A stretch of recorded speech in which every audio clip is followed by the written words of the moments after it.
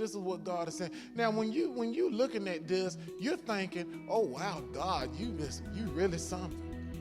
Oh, this is you supposed to be loving and kind, and yet you saying, hey, I'm not gonna go with you, for my anger might be kindled. I might destroy you on the way there, because I can't take it. Let me get you to understand. This was a test for not.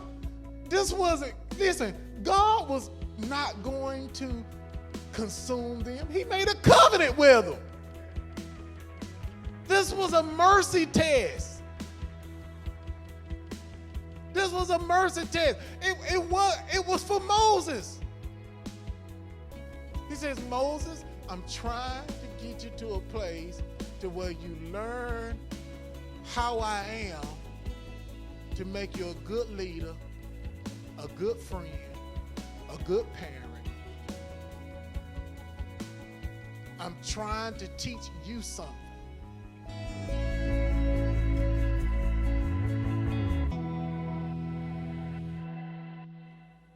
He says, lest I consume you on the way, for you're a stiff-necked people. And when the people heard this bad news, they mourned, and no one put on his ornaments. Now watch this. No one put, what were the ornaments?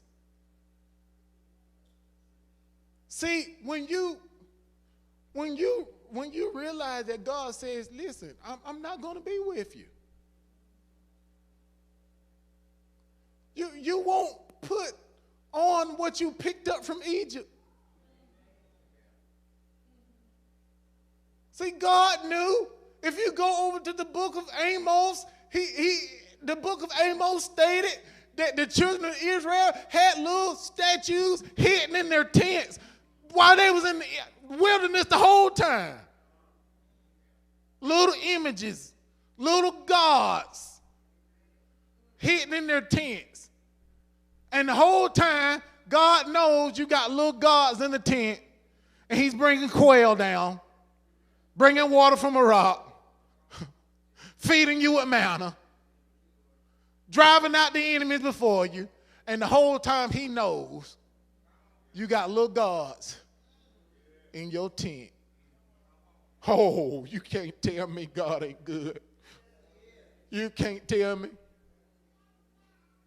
His goodness is not by man's wisdom. It's supernatural. It's spiritual. You can't even explain it. You can't comprehend it. That's how good, that's how much he loves us. You can't even comprehend it.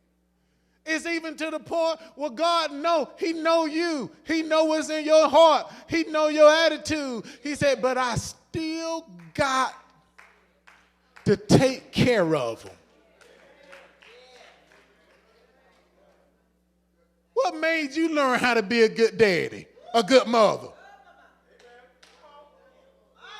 When you know your children got stuff hidden, do you tell them, hey, I know what you got hidden. God showed me what you got hidden. No dinner for you tonight. Oh. I know what you got hidden. You're not going to get them Jordans.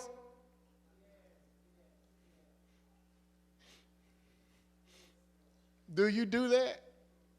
Oh, if you do that, I feel sorry for your children. See, we don't even understand the reason why the scripture says he reigns on the just and the unjust. Why did he say that?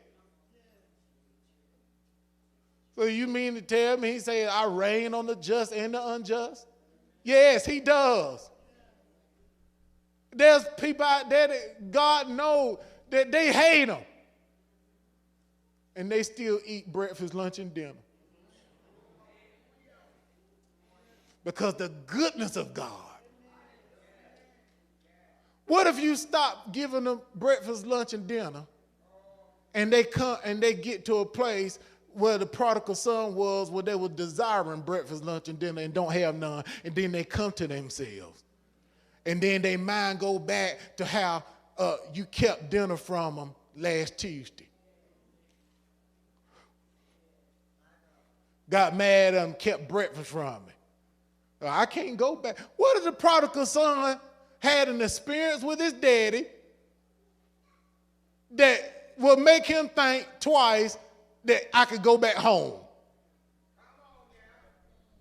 What if he had a relationship with his daddy that caused him to say, I need to call such and such. Maybe they'll set me up for a couple of nights. But what made him say, hey, I'll go back home? A person that says that I can go back home to my father's house is a person that knows I got a good father. And there's been times where I was disobedient and he still bought my school clothes. There were times when I was disobedient and he still gave me my favorite meal. There was time when I was disobedient and he still took me on vacation with him. There was time when I was disobedient and this was the ultimate disobedience. I'll go back to my daddy's house. Oh. What if you didn't have nothing in your memory brain that will remind you of the times when you deserved something and God didn't do it? That will cause you to run to him because you know I got a good deal.